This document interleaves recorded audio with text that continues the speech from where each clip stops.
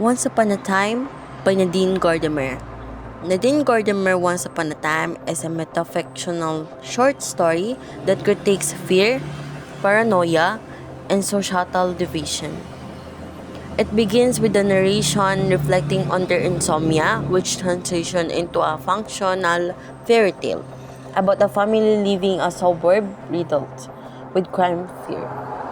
To protect themselves, a family builds increasingly elaborate security measures, including a razor wire fence. Tragically, their young son pretending to be prince, becoming entangled in the war and dies.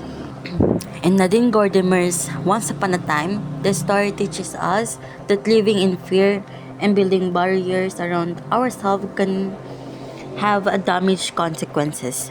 The family in this story tries to protect themselves by putting up walls, gates, and security system. But in the end, the overprotectiveness leads to tragedy. The moral is that fear can control our lives and blind us to real dangers. Philosophically, this story shows that where we try too hard to isolate ourselves, we might end up hurting the ones we love instead of keeping them safe. It's a warning against living in fear and building division between people. Once Upon a Time by Nadine Gordimer really stuck me in its powerful message about fear and safety.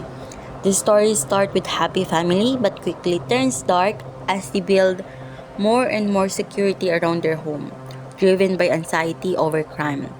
This ultimately leads to a tragic accident involving their son, which shows how excessive fear can have dangerous consequences. Gordimer highlights the irony that while they tried to protect their family, their action created a situation that learned their child instead. It made me think about how sometimes our effort to feel safe can lead to unintended harm, especially when we let fears control our decision. Overall, this story serves as cautionary tale about balance between safety and danger that come with living in constant fear.